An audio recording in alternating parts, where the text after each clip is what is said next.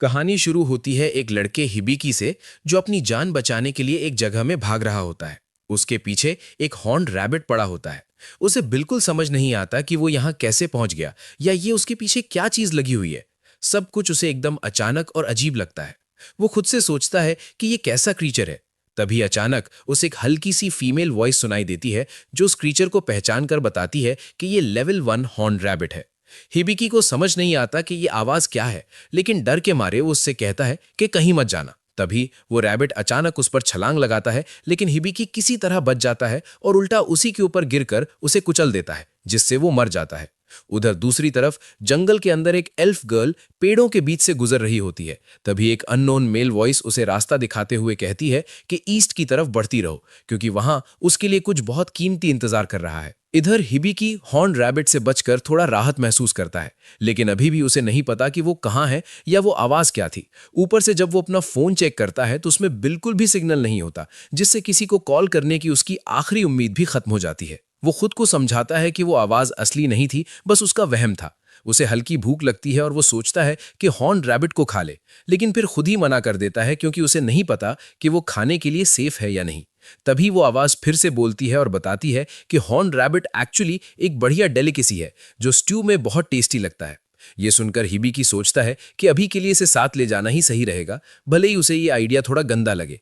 अब वो उस अजीब आवाज के बारे में सोचने लगता है और नोटिस करता है कि वो तभी बोलती है जब वो कुछ पूछता है। तो वो टेस्ट करने के लिए रैंडम चीजों के बारे में पूछने लगता है, जैसे उसका बैकपैक, और आवाज जवाब देती है कि ये एक बैग है जो ऐसे मटेरियल से बना है जो इस दुनिया में एग्जिस्ट ही नहीं करते। वो अलग अलग चीजों के बारे में पूछता रहता है और हर बार आवाज उसे क्लियर और एक्यूरेट जवाब देती है। ये देखकर हिबिकी सोचता है कि क्या ये आवाज उसके बारे में भी बता सकती है। तो वो पूछता है और अचानक उसके सामने एक स्क्रीन आ जाती है जिसमें उसके सारे स्टैट्स दिखते हैं। वो ध्यान से देखता है, उसका नाम और एज सब सही होता है, लेकिन उसे शॉक तब लगता है जब उसमें उसका जॉब अप्रेजर प्रोविजनल लिखा होता है, जो उसे बिल्कुल समझ नहीं आता, क्योंकि अभी तक वो एक नॉर्मल हाई स्कूल स्टूडेंट की तरह ही जी रहा था। फिर वो आवाज से पूछता है कि वो कौन है, तो वो बताती है कि वो उसकी स्टेटस सपोर्ट है, लेकिन पर्सनल इंफॉर्मेशन शेयर नहीं कर सकती। हिबिकी को ये बात बिल्कुल फेयर नहीं लगती, लेकिन उसका मूड थोड़ा बेहतर तब होता है जब वो देखता है कि उसके पास सीखने के लिए कितनी सारी स्किल्स हैं। उसे एक्सपर्ट स्किल इंटरेस्टिंग लगती है और वो तुरंत उसे यूज करने की कोशिश करता है, लेकिन कुछ भी नहीं होता। फिर वो सोचता है कि ट्यूटोरियल शुरू करना आसान रहेगा, लेकिन आवाज कहती है कि ट्यूटोरियल तो पहले से ही चल रहा है। हिबिकी को कुछ समझ नहीं आता, तो वो आगे बढ़ता है और वर्ल्ड मैप स्किल ट्राई करता है, जिससे उसके सामने एक होलोग्राफिक डिस्प्ले आ जाता है। वो ध्यान से देखता है और रियलाइज करता है कि ये असली मैप नहीं है, बल्कि बस वो रास्ता दिखा रहा है जो वो पहले ही चल चुका है। तभी उसे समझ आता है कि वो पूरे टाइम गोल गोल घूम रहा था। ये समझने के बाद वो उसी को गाइड की तरह यूज करता है और आगे बढ़ता रहता है। शाम होते होते उसे नीचे एक सड़क दिखाई देती है, लेकिन एक्साइटमेंट में वो थोड़ा जल्दी करता है और सीधे रोड पर मुंह के बल गिर जाता है। जैसे ही हिबिकी उठकर बैठता है, वो अजीब सी वॉइस अनाउंस करती है कि उसने अभी अभी cast away in an eye sky नाम का टाइटल ऑन किया है। हिबिकी थोड़ा कंफ्यूज हो जाता है, लेकिन तुरंत समझ जाता है कि उससे भी बड़ी प्रॉब्लम सामने खड़ी है, क्योंकि उसके सामने एक विशाल मॉन्स्टर खड़ा होता है। उसे लगता है अब सब खत्म हो गया। तभी अचानक कहीं से एक मैजिक एरो आता है और उस मॉन्स्टर को एक ही वार में गिरा देता है। हिबिकी शॉक में इधर उधर देखता है और नोटिस करता है कि पास की एक चट्टान पर खड़ी एक एल्फ गर्ल ने यह किया है।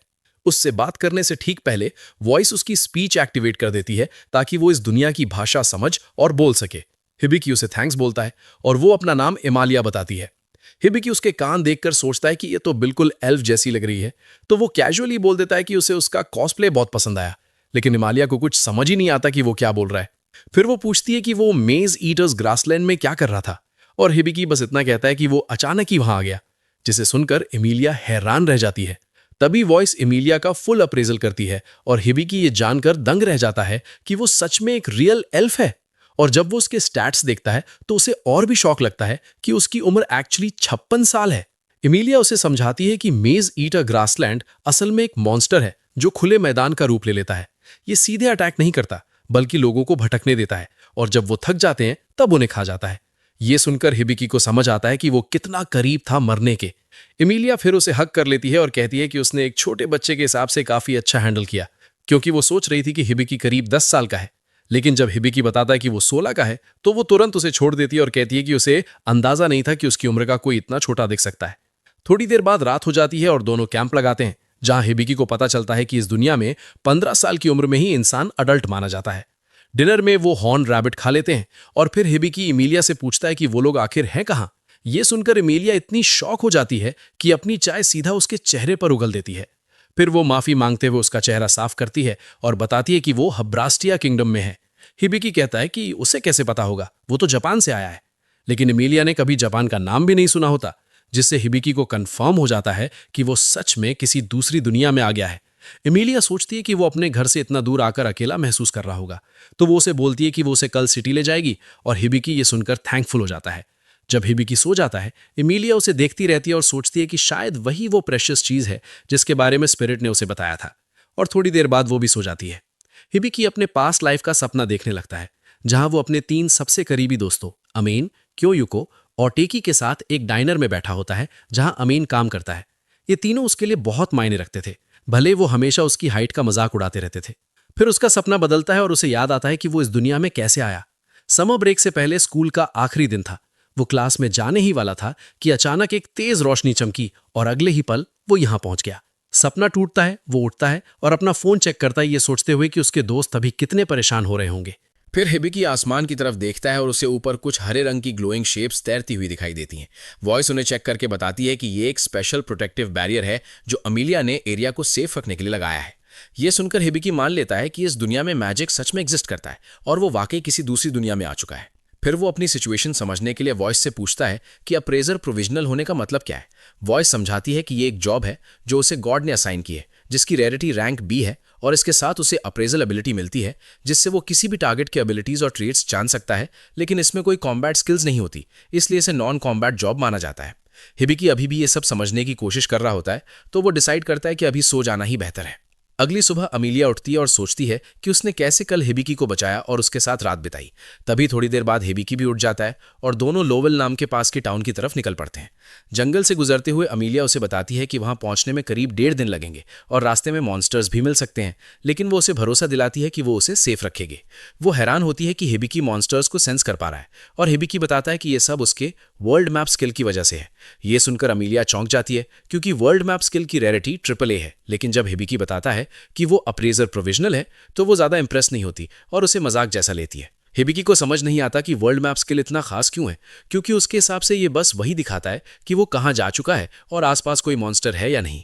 लेकिन अमीलिया हैरान रह जाती है कि वो ये नहीं समझ पा रहा कि ये स्किल सर्वाइवल के लिए कितनी यूजफुल है। तभी हिबिकी अपना वर्ल्ड मैप खोलता है और पूछता है कि आसपास कोई खतरा है क्या, तो उसे पता चलता है कि पास में एक क्रिस्टल हॉर्न रैबिट है। ये सुनते ही अमीलिया एक्साइटेड हो जाती है, क्योंकि ये रैबिट बहुत रेयर होता है और इसे बेचकर 200 गोल्ड कॉइन्स तक मिल सकते हैं। वो तुरंत हिबिकी का हाथ पकड़ती है और कहती है कि उसे सीधे वहां ले चले। दोनों दूर से उस रैबिट को ट्रैक करते हैं और अमीलिया अपनी मैजिक से उनकी आवाज और स्मेल छुपा देती है ताकि रैबिट उन्हें डिटेक्ट न कर सके।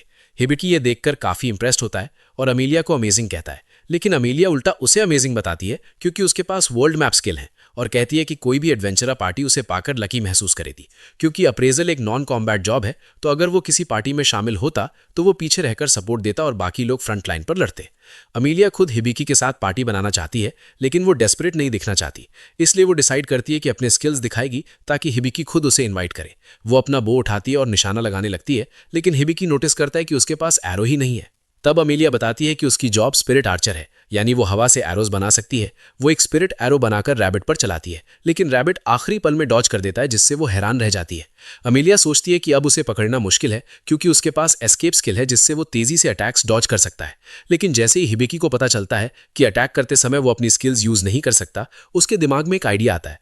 अगर वो रैबिट को अपनी तरफ अट्रैक्ट कर ले तो अमीलिया को साफ शॉट मिल सकता है। अमीलिया को यह प्लान थोड़ा रिस्की लगता है, लेकिन हिबिकी उसे भरोसा दिलाता है और कहता है कि उसने अप्रेजल में देखा है कि ये रैबिट ज्यादा स्मार्ट नहीं है। जब वो रैबिट खुले में आता है, तभी अचानक उसके सामने जमीन से एक पत्थर की दीवार खड़ी हो जाती है, जिससे वो घबरा जाता है।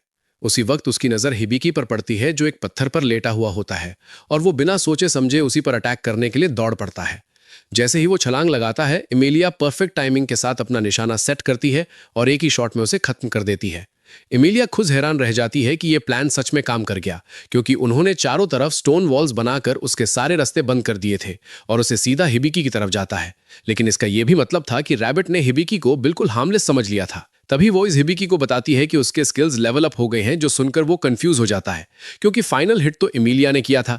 इमिलिया उसे समझाती है कि उसने पूरे टाइम अप्रेजल स्किल का यूज किया, स्ट्रैटेजी बनाई और खुद को बेट के रूप में इस्तेमाल किया, इसलिए उसका भी बराबर कंट्रीब्यूशन था और उसे लेवल अप मिलना ही था। इसी बीच स्वर्ग में वो गॉड जिसने हिबिकी को इस दुनिया में भेजा था उसकी प्रोग्रेस देखकर खुश होता है, लेकिन खुद को याद दिलाता है कि ये अभी सिर्फ ट्यूटोरियल है, असली सफर तो अभी बहुत लंबा बाकी है। फिर सीन शिफ्ट होता है एडवेंचरर गिल्ड में, जहां आईविल नाम की एक लड़की अभी अभी एडवेंचरर के रूप में रजिस्टर करती है। रिसेप्शनिस्ट उसे जॉब बोर्ड की तरफ जाने को कहती है, लेकिन आईविल बोलती है कि उसने अपनी पहली क्वेस्ट पहले ही चुन ली है, वो किसी बहुत खास चीज की तलाश में जा रही है।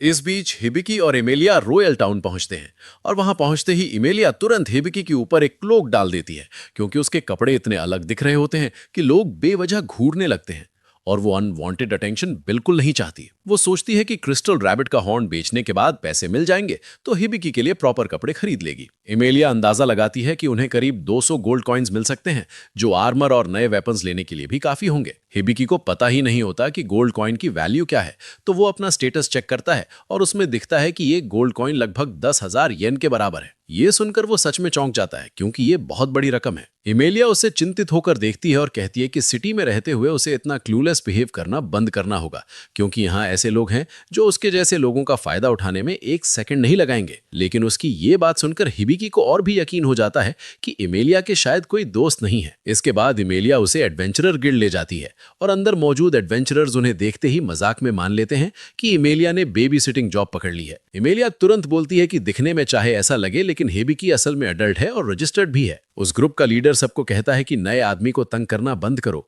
और बात वहीं खत्म हो जाती है। फिर एमेलिया हिबिकी को बताती है कि उनकी पार्टी का नाम द सिल्वर बैनर है। इसके बाद वो रिसेप्शनिस्ट जूल के पास जाते हैं। एमेलिया बताती है कि उनके पास बेचने के लिए आइटम है और उनसे एक रूम तैयार करने को कहती है। वहीं हिबिकी जूल के कैट ईयर्स को घूरता ही रह जाता है। उसे समझ आता है कि वो शायद बीस्ट फोक है और वो पूरी तरह फैसिनेटेड हो जाता है। फिर सब गिल्ड मास्टर से मिलने बैठते हैं और जैसे ही हिबिकी उसे देखता है, वो उसकी जबरदस्त मस्कुलर बॉडी देखकर दंग रह जाता है। गिल्ड मास्टर अचानक नाटकीय अंदाज में अपनी शर्ट फाड़ देता है और खुद को डेलियार्ड बताता है। हिबिकी को उसके मसल्स पर इतना एक्साइटेड होते देख एमेलिया की पेशेंस खत्म होने लगती है, तो वो दोनों पर आइस कोल्ड पानी का ब्लास्ट मार देती है, जिससे दोनों तुरंत होश में आ जाते हैं। इसके बाद सब बैठते हैं और जूल खुद को रिसेप्शनिस्ट और वाइस गिल्ड मास्टर के रूप में इंट्रोड्यूस करती है। फिर एमेलिया से पूछती है कि वो क्या बेचना चाहती है। एमेलिया क्रिस्टल हॉर्न सामने रख देती है और डेलियार्ड उसे देखकर क्लियरली इंप्रेस्ड होता है। वो कहता है कि ये 3 साल पहले वाले से भी बड़ा है।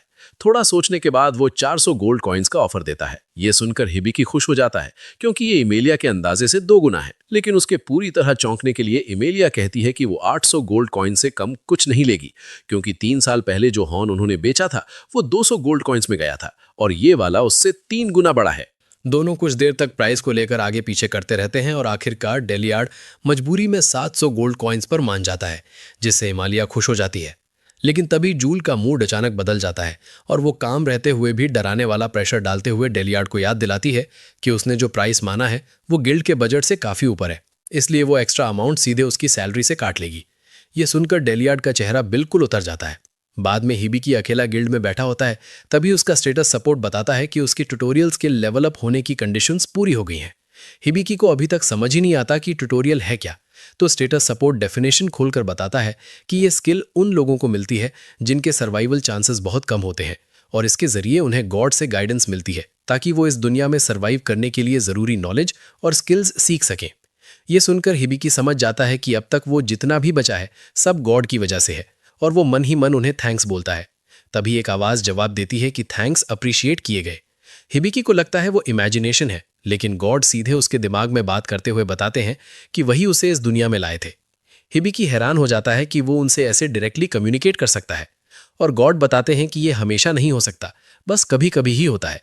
वो कहते हैं कि अब आगे सब कुछ हिबिकी के हाथ में है, वो कैसे जीता है और कैसे सर्वाइव करता है, और इतना कहकर गुड बाय बोल देते हैं। हिबिकी जल्दी जल्दी ढेर सारे सवाल पूछने की कोशिश करता है, लेकिन तब तक कनेक्शन खत्म हो चुका होता है। स्टेटस सपोर्ट फिर बताता है कि लेवल बढ़ने के बाद गाइड द्वारा दी जाने वाली सपोर्ट अब खत्म होने वाली है। हिबिकी सोचता है गाइड कौन है, तभी हिमालय उसके पास आकर उसे बुलाती है। उसी समय मैट्रे हिमालय को एक लेटर देती है और बताती है कि उसे डेजिग्नेटेड रिक्वेस्ट मिली है। हिमालय पढ़कर हिबिकी से माफी मांगती है और कहती है कि उसे तुरंत टाउन छोड़ना होगा और इस बार भी वो उसे साथ नहीं ले जा सकती, क्योंकि ये रिक्वेस्ट उसके होम टाउन से आई है और वो इसे मना नहीं कर सकती। ये सुनते ही हिबिकी समझ जाता है कि गाइड असल में हिमालय ही थी। इसी दौरान हाइवल एक डंजन के अंदर गहराई में उसी चीज को ढूंढ रही होती है जिसे वो लंबे समय से तलाश रही है, लेकिन अब तक कोई सफलता नहीं मिली। अचानक उसे अंदाजा होता है कि वो कहाँ हो सकती है और वो तुरंत उस दिशा में बढ़ जाती है। दूसरी तरफ इमालिया चुपचाप सोच रही होती है कि हिबिकी अकेले ठीक रहेगा या नहीं, और हिबिकी उसे कहता है कि चिंता मत करो क्योंकि वो एडवेंचरर बनने का प्लान कर रहा है। उसे पता चला है कि नॉन कॉम्बिटेंट्स के लिए भी क्वेस्ट्स होती हैं और वो इस आइडिया से जेन्युइनली एक्साइटेड है। हिबिकी ये भी मानता है कि इमालिया ने उसके लिए अब तक बहुत कुछ किया है और वो उस पर और बर्डन नहीं बनना चाहता। आखिर अलग होने का समय आता है तो इमालिया उसे बताती है कि वो उसी इन में रह सकता है जहां वो ठहरी हुई थी। फिर मैप उसके हाथ में देकर निकलने लगती है। जाने से पहले हिबिकी कहता है कि वो क्लोक वापस करना चाहता है, लेकिन इमालिया कहती है कि इसकी चिंता मत करो, इसे पार्टिंग गिफ्ट समझ लो। तभी हिबिकी कहता है कि अभी शायद उसे इसकी उससे ज्यादा जरूरत है क्योंकि उसकी शर्ट का बटन अभी अभी टूट गया है। इमालिया शर्म से लाल हो जाती है और जल्दी से वहां से भाग जाती है। भागते हुए वो सीधे एवर से टकरा जाती है और तुरंत माफी मांगती है। तभी पास खड़ा एक नाइट पूछता है कि वो इतनी जल्दी में क्यों है, और इमालिया जवाब देती है कि उसे अचानक शॉर्ट नोटिस पर अपने घर वापस जाना है। अमालिया आइविल को उठने में मदद करती है और आइविल पूछती है क्या उसका होम टाउन एल्फ काउंटी यानी फेयर नोट किंगडम है। एमालिया हाँ में जवाब देती है तो आइविल मुस्कुराकर कहती है कि ये तो कोइंसिडेंस है क्योंकि वो भी वहीं जा रही है। दूसरी तरफ एमालिया के जाने के बाद से हिबिकी ज्यादातर समय बस सोते हुए ही बिता रहा है। वो अपना फोन उठाता है और देखता है कि बैटरी पूरी तरह डेड हो चुकी है और अभी तक उसे अपने पुराने वर्ल्ड में वापस जाने का कोई तरीका नहीं मिला।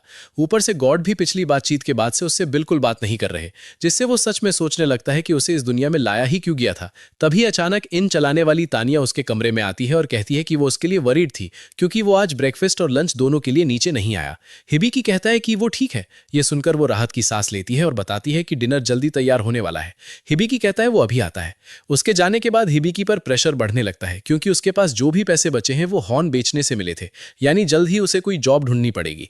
लेकिन अपने स्टैट्स देखकर वो सोचने लगता है कि वो आखिर किस काम का है। स्टेटस सपोर्ट उसके नंबर्स दिखाती है और वो खास अच्छे नहीं होते, इसलिए स्टेटस उसे सोलो कॉम्बैट से दूर रहने की सलाह देती है। हालांकि वो ये भी बताता है कि उसने कुछ टेक्निकल स्किल्स हासिल की हैं जिनमें कॉन्ट्रैक्ट और मेडिकल बुक शामिल हैं। हिबिकी को मेडिकल बुक इंटरेस्टिंग लगती है तो स्टेटस बताता है कि वो इसके पेजेस पढ़कर नॉलेज अब्सॉर्ब कर सकता है। साथ ही चेतावनी देता है कि अगर हायर लेवल चाहिए तो उसे हर पेज पढ़ना होगा और शुरू करने के बाद बीच में रुक नहीं सकता। हिबिकी पहले थोड़ा चौंकता है लेकिन फिर भी इसे शुरू करने का फैसला करता है। जैसे ही वो मेडिकल बुक पढ़ना शुरू करता है अचानक ढेर सारी नॉलेज एक साथ उसके दिमाग में भरने लगती है, जिससे वो पूरी तरह हक्का बक्का रह जाता है। इसी दौरान आइविल और एमालिया एल्फ काउंटी की तरफ बढ़ते रहते हैं और एमालिया बताती है कि वो बार बार हिबिकी के बारे में सोच रही है और उसे लेकर वरिड है कि वो ठीक रहेगा या नहीं। आइविल मजाक में मान लेती है कि शायद उसे उससे फीलिंग्स हो गई हैं, लेकिन एमालिया तुरंत मना कर देती है। कहती है कि वो अभी अभी उससे मिली है और वो उससे लगभग 40 साल छोटा है। तभी आगे खड़ी एक मेड एमालिया को आवाज देती है और उसे देखते ही एमालिया दौड़कर उसे गले लगा लेती है। एमालिया बताती है कि ये स्टेलिया है, उनकी चीफ मेड। फिर एमालिया स्टेलिया से आइविल का परिचय कराती है और आइविल एक्साइटेड होकर एमालिया से पार्टी बनाने की रिक्वेस्ट करती है।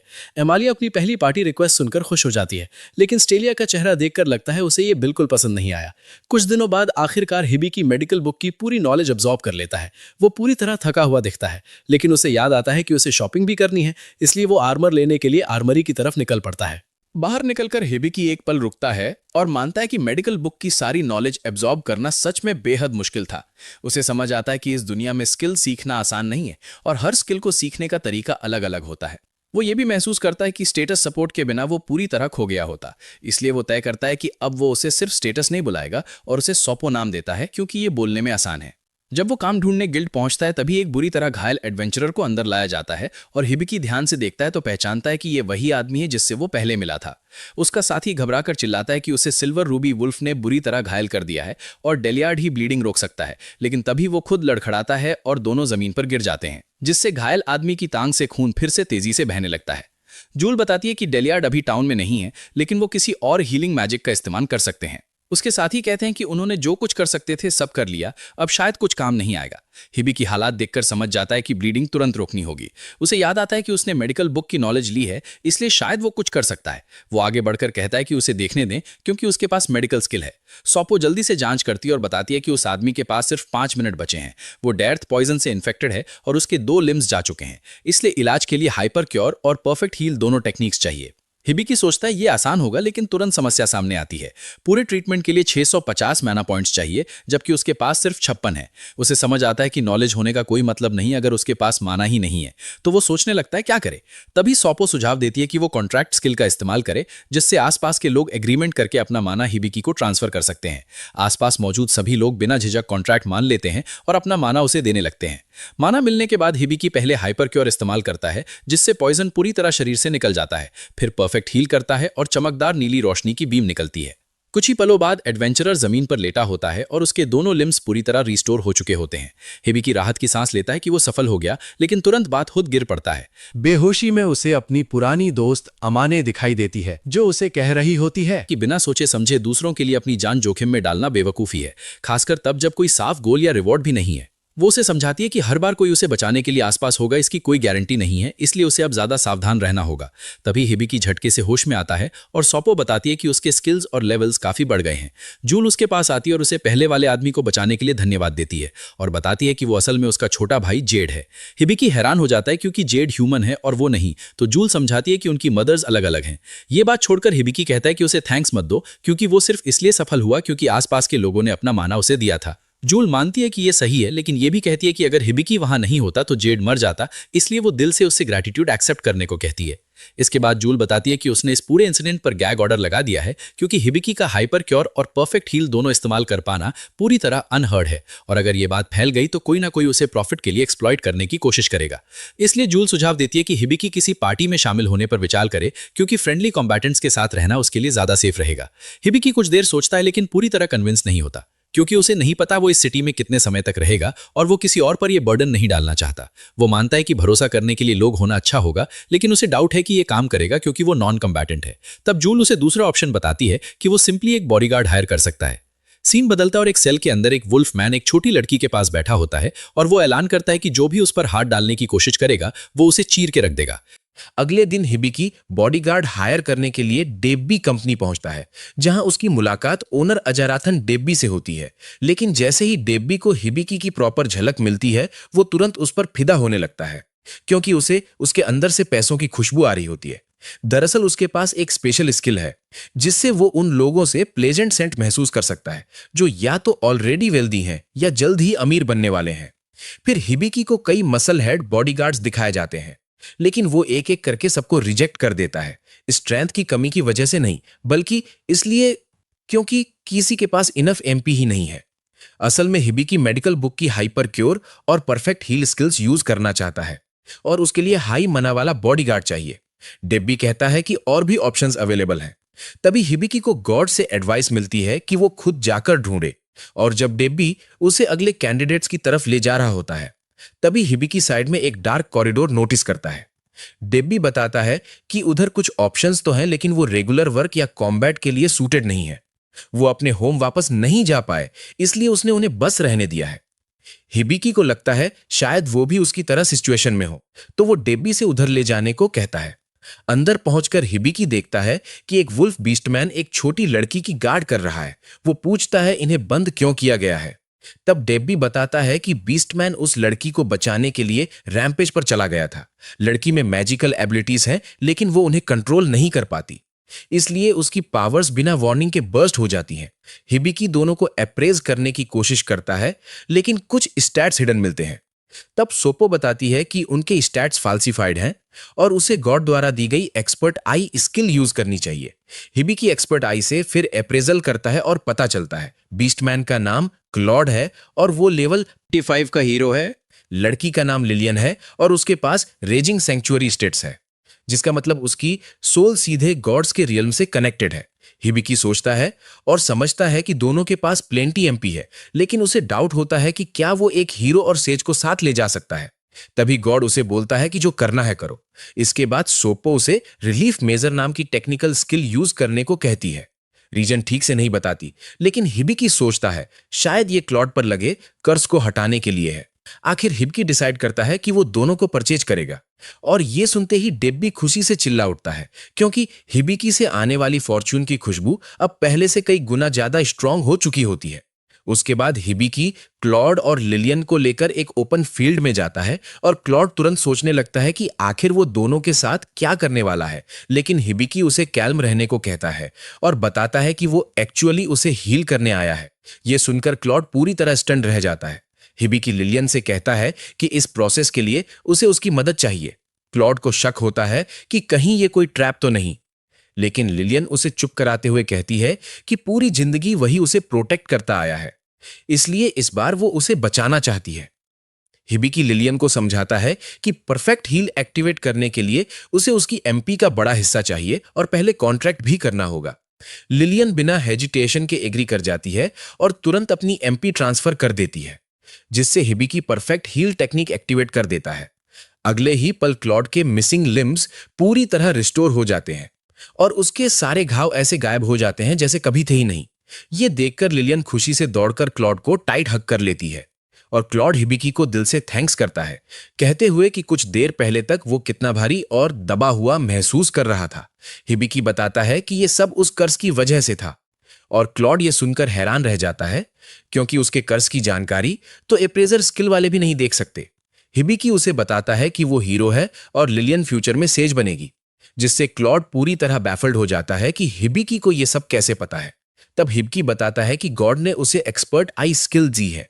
ये सुनकर क्लॉड शॉक में कांप उठता है, क्योंकि वो जानता है ये स्किल कितनी पावरफुल है।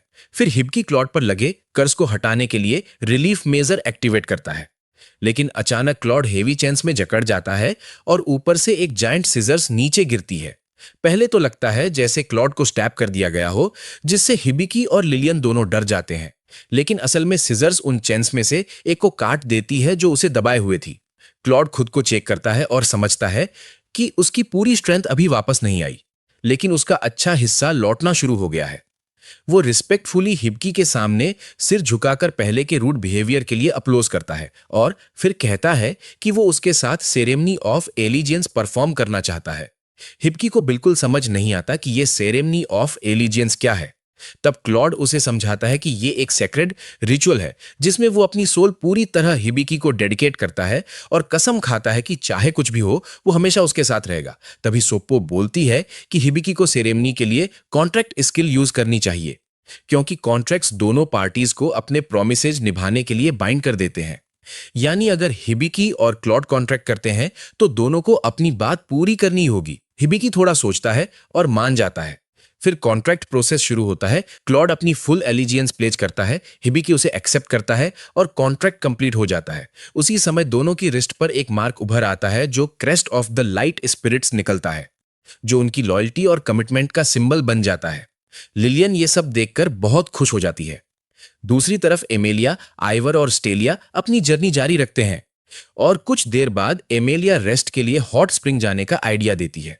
स्टेलिया पहले तो एक्साइटेड हो जाती है, लेकिन तुरंत रियलाइज करती है कि वहां आइवर के साथ बात करना पड़ेगा और वो नहीं चाहती कि आइवर एमेलिया के और क्लोज हो।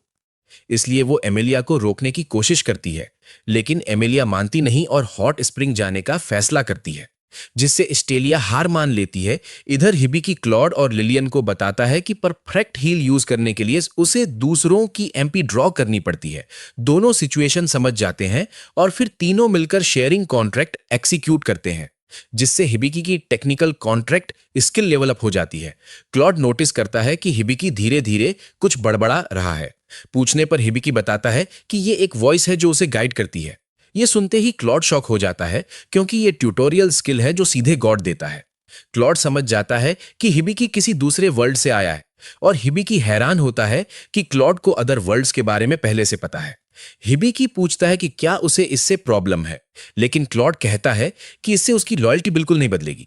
फिर वो आगे बढ़ते हैं और क्लॉड बताता है कि हिबिकी जिस गॉड से जुड़ा है वो शायद चीफ गॉड है। इस दुनिया में करीब 11 गॉड्स हैं और चीफ गॉड सबसे पहला माना जाता है। ट्यूटोरियल और एक्सपर्ट आई जैसे डिवाइन ब्लेसिंग्स वही देता है और क्लॉड मानता है कि चीफ गॉड ने खास तौर पर हिबिकी में इंटरेस्ट लिया है। लेकिन हिबिकी को यकीन ही नहीं होता कि अगर चीफ गॉड किस पर ध्यान देता तो वो क्लॉड और लिलियन होते, वो नहीं। फिर भी वो सोचता है कि चीफ गॉड ने लिलियन को रेजिंग सैंक्चुअरी जैसा हार्श स्किल क्यों दिया, क्योंकि ये तो किसी पर भारी बोझ डालने जैसा लगता है। क्लॉड और लिलियन दोनों ने पहले कभी इसके बारे में नहीं सुना होता, तो हिबिकी समझाता है कि ये ऐसा स्किल है जो उसके अंदर ओवरवेलमिंग पावर भर देता है और वो उसे सह नहीं पाती। ये सुनते ही लिलियन शॉक में चली जाती है और हिबिकी को तुरंत रिग्रेट होता है कि उसने ये बात बताई है क्यों। तभी क्लॉड बोलता है कि उसे नहीं लगता ये चीफ गॉड ने दिया होगा, बल्कि शायद गॉड ऑफ मैजिक ने दिया होगा, क्योंकि मैजिक से जुड़ी चीजें उसी के कंट्रोल में आती हैं। अचानक चीफ गॉड थोड़ा नर्वस हो जाता है और गॉड ऑफ मैजिक खुद सामने आकर सीधे हिबिकी से बात करती है। वो बताती है कि लिलियन सच में रेजिंग सैंक्चुअरी की वजह से सफर कर रही है, लेकिन स्किल मिल जाए तो उसे रिमूव नहीं किया जा सकता। वो ये भी बताती है कि हिबिकी के पास उसका ग्रिमोयर स्किल है, जिसकी मदद से वो लिलियन की एमपी और ओवरऑल मैजिक पावर एडजस्ट कर सकता है ताकि उसे कंट्रोल किया जा सके। और साथ ही वो साफ कर देती है कि वो हर बार उसकी मदद के लिए नहीं आएगी। हिबिकी समझ जाता है कि ग्रिमोयर एक्टिवेट करते ही एडमिनिस्ट्रेशन सिस्टम खुद काम संभाल लेगा, तो अब सब ठीक रहेगा। वो ये गुड न्यूज क्लॉड और लिलियन को बताता है और दोनों राहत की सांस लेते हैं। लेकिन तभी सोप्पो बताती है कि हिबिकी की एक्सपर्ट आई और tutorial skill temporarily out of service हैं, इसलिए अब वो सिर्फ पहले से कलेक्टेड इन्फो से ही मदद कर सकती है। दूसरी तरफ गॉड ऑफ मैजिक हिबिकी को ध्यान से देखती रहती है और उसे लगता है कि उसने उससे कहीं पहले देखा है। इसके बाद हिबिकी ग्रिमोयर स्किल यूज करता है और अचानक एक एडोरेबल छोटी कैट समन होती है जो बताती है कि वो लिलियन को मैजिक कंट्रोल करना सिखाने आई है और अपना नाम वीन बताती है। लेकिन लिलियन उसकी क्यूटनेस देखकर तुरंत उसे प्यार से पेट करने लगती है। हिबिकी वीन से पूछता है तो वो बताती है कि वही ग्रिमोयर है और गॉड ऑफ मैजिक द्वारा बनाई गई एक पावरफुल सेक्रेट बीस्ट भी है। ये सुनकर हिबिकी रिलैक्स हो जाता है और उसके सिर पर जेंटली पैट कर देता है। लेकिन ये देखकर क्लॉड जेलस हो जाता है और तुरंत बोल पड़ता है कि हिबिकी ने उसे अभी तक एक भी पैट नहीं दिया है। दूसरी तरफ एमालिया आइवर और स्टेसिलिया हॉट स्प्रिंग में रिलैक्स कर रही होती हैं। तभी स्टेलिया अचानक एमालिया के चेस्ट के साइज को देखकर पूरी तरह कॉट ऑफ गार्ड हो जाती है, लेकिन तुरंत खुद को संभाल लेती है। एमालिया फिर स्टेलिया से पूछती है कि उसके पिता ने उसे किस इंपॉर्टेंट मिशन पर भेजा है, लेकिन स्टेलिया कहती है कि अभी उसे खुद भी डिटेल्स नहीं पता। इसके बाद एमालिया आइवर से पूछती है कि क्या वो उसकी बैक रिंस करने में मदद करेगी, लेकिन आइवर सीधे मना कर देती है, जिसे सुनकर एमालिया हल्का सा हंसती है और समझ जाती है कि दोनों अभी दोस्त नहीं बनी हैं। स्टेलिया फिर बोलती है कि एमालिया आइवर के साथ बहुत जल्दी क्लोज होने की कोशिश कर रही है, क्योंकि सिर्फ एक दूसरे की बैक वॉश करना किसी को दोस्त नहीं बना देता।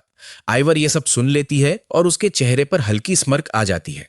फिर वो खड़ी होती है और एमालिया से कहती है कि वो उसकी बैक रिंस कर देगी, जिससे एमालिया चौंक जाती है। लेकिन आइवर कैजुअली बोलती है कि फ्रेंड्स ऐसा ही करते हैं। अगले दिन हिबिकी क्लॉड को लेकर वेपन्स खरीदने निकलता है और वहां जाकर क्लॉड एक स्पीयर चुन लेता है।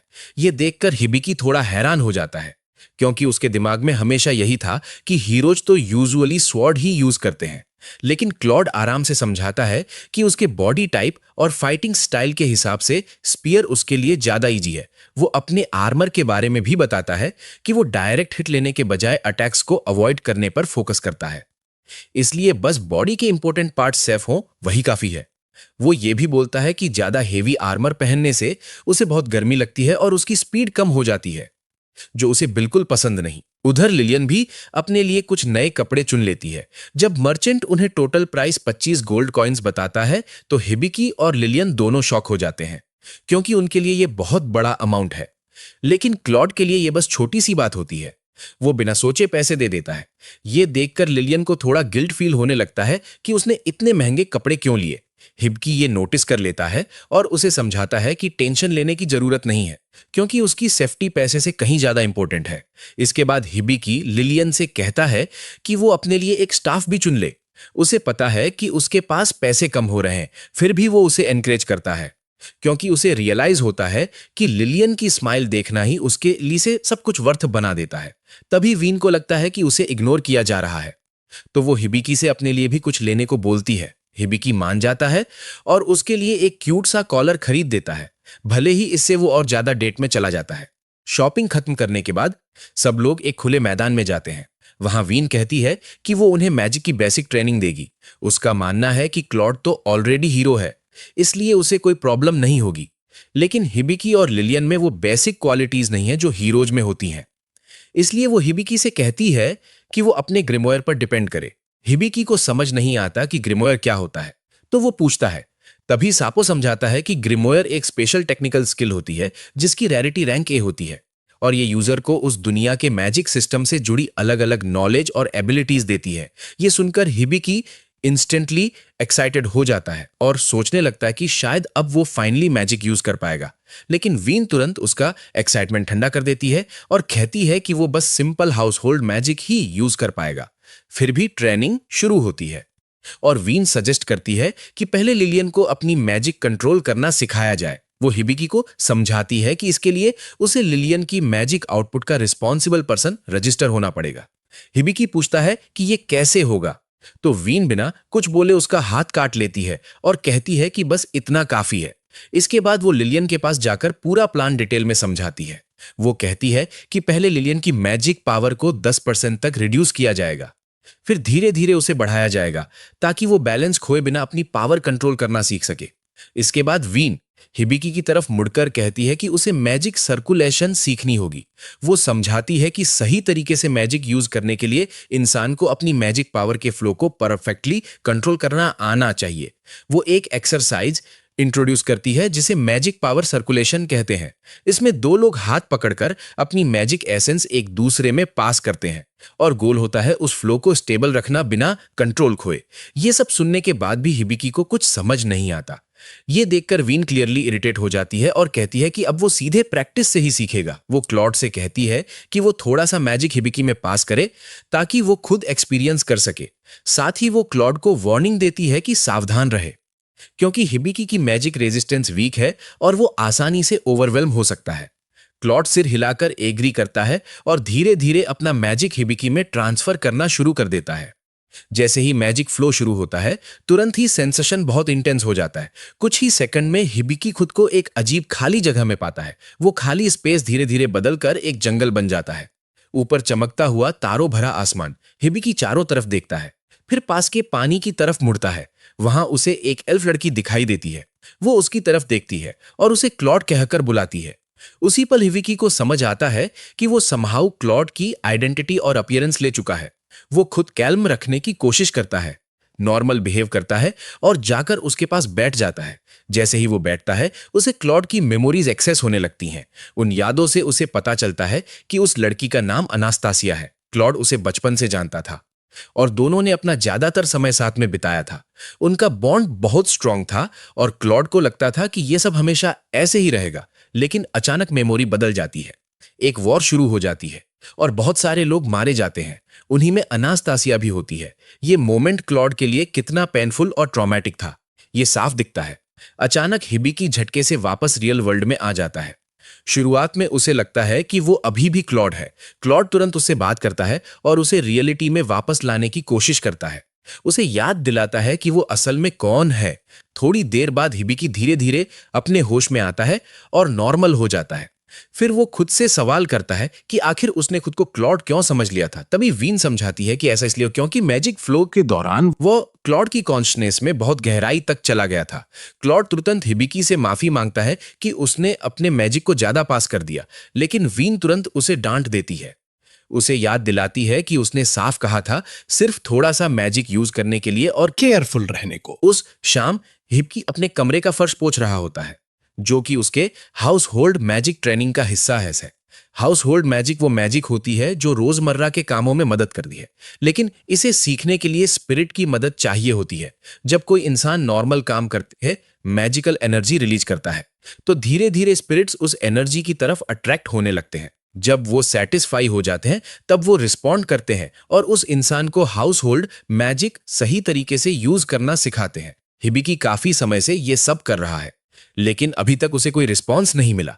इस वजह से वो सोचने लगता है कि ये मेथड सच में काम कर भी रहा है या वो बस अपना टाइम वेस्ट कर रहा है। फिर भी वो रुकता नहीं, उम्मीद करता है कि कुछ तो होगा। थोड़ी देर बाद क्लॉड और लिलियन उसके कमरे में आते हैं। जैसे ही क्लॉड अंदर आता है, वो गलती से हिबिकी की मॉप वाली बाल्टी को गिरा देता है और सारा पानी फर्श पर फैल जाता है। क्लॉड तुरंत माफी मांगता है और साफ करने लगता है, लेकिन हिबिकी उसे रोक देता है और कहता है कि टेंशन लेने की जरूरत नहीं है। वो मजाक में कह देता है कि क्लॉड जब क्लमसी होता है तो क्यूट लगता है, और ये सुनकर क्लॉड शर्मिंदा हो जाता है। समय के साथ लिलियन अपनी मैजिक कंट्रोल करने में बेटर होती जा रही होती है। ये देखकर क्लॉड सजेस्ट करता है कि हिबिकी को भी सिर्फ चोर्स करने के बजाय प्रैक्टिकल ट्रेनिंग ट्राई करनी चाहिए, लेकिन हिबिकी तुरंत बोल देता है कि उसे तो स्वॉर्ड यूज करना भी नहीं आता। क्लॉड उससे बोलता है कि टेंशन मत ले और स्वॉर्ड की जगह उसे एक बो और एरो दे देता है ट्राई करने के लिए। हिबिकी बार बार टारगेट पर निशाना लगाने की कोशिश करता है, लेकिन हर बार उसका एम बुरी तरह मिस हो जाता है। जितनी बार भी वो ट्राई करता है, हर अटेम्प्ट फेल हो जाता है, जिससे साफ दिखता है कि उसे अभी बहुत प्रैक्टिस की जरूरत है। उधर फॉरेस्ट में एमेलिया बाकी लोगों के साथ ट्रैवल कर रही होती है और सोच रही होती है कि हिबिकी कैसा कर रहा होगा। आगे बढ़ते हुए वो लोग एक क्रॉसरोड पर पहुंचते हैं। एक रास्ता शॉर्टकट है, लेकिन एमेलिया सजेस्ट करती है कि उसे अवॉइड करना चाहिए। वो बताती है कि आगे एक टूटा हुआ फोर्ट्रेस है और रूमर्स के हिसाब से वहां भटकती हुई सोल्स लोगों के साथ ट्रिक्स खेलती हैं। ये सुनकर आइवल डरने के बजाय एक्साइटेड हो जाती है। वो तुरंत इंटरेस्ट दिखाती है और शॉर्टकट की तरफ बढ़ने लगती है, जैसे ये कोई डेंजरस जगह नहीं बल्कि फन एडवेंचर हो। एमेलिया आइवल को अपनी दोस्त बनाए रखना चाहती है, इसलिए वो उसकी बात मान लेती है। इसी वजह से सब लोग आइवल के पीछे पीछे शॉर्टकट की तरफ चल पड़ते हैं, लेकिन स्टालिया को पहले से ही फील हो जाता है कि ये डिसीजन आगे जाकर प्रॉब्लम क्रिएट करेगा और शायद कुछ भी अच्छा एंड नहीं होगा। इधर लिलियन हिबिकी की मदद करती है खाना बनाने में। जब खाना तैयार हो जाता है, सब लोग साथ बैठकर खाने लगते हैं, लेकिन खाना पूरी तरह से खराब निकलता है। लिटरली खाया ही नहीं जा सकता।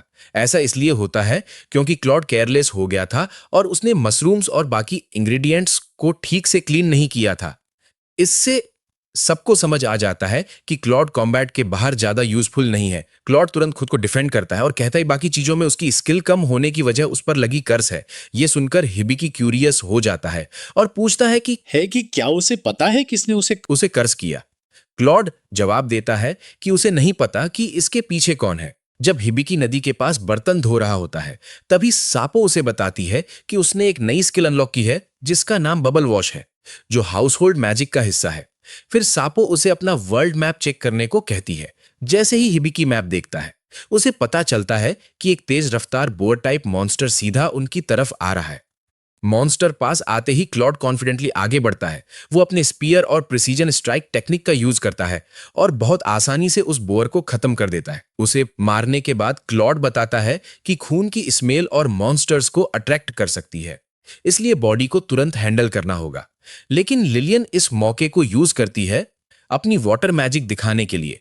वो अपनी ऑर्डर आइसोलेशन स्किल एक्टिवेट करती है और बोअर के सारे खून को साफ कर देती है, उसे पूरी तरह क्लीन बना देती है।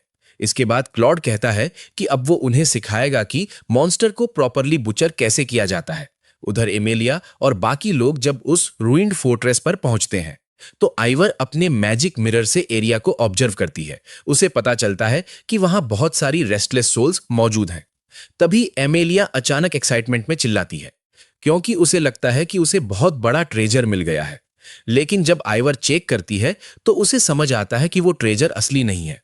वो एक्चुअली एक मैजिकल गैस है जो लोगों को उनके डीपेस्ट डिजायर्स के इल्यूशंस दिखाता है। इसी वजह से एमेलिया और स्टेलिया दोनों एक ड्रीम जैसी हालत में फंस जाते हैं। फिर आइवर अपनी मैजिक यूज करके सिचुएशन को हैंडल करती है। हिबिकी और बाकी लोग बोअर को बुचर करने के बाद सब लोग गंदे हो चुके होते हैं, खून से भरे हुए। हिबिकी डिसाइड करता है कि ये परफेक्ट टाइम है अपनी नई बबल वॉश स्किल टेस्ट करने का। जैसे ही वो इसे एक्टिवेट करता है, हाई प्रेशर में सोप बबल्स निकलते हैं और सीधे क्लॉड पर लगते हैं। बबल्स खत्म होने के बाद क्लॉड पूरी तरह साफ हो जाता है, पहले से भी ज्यादा क्लीन। वो ये भी नोटिस करता है कि बबल वॉश ने उसके बॉडी को रिफ्रेश कर दिया है और उसकी थोड़ी स्ट्रेंथ भी वापस आ गई है।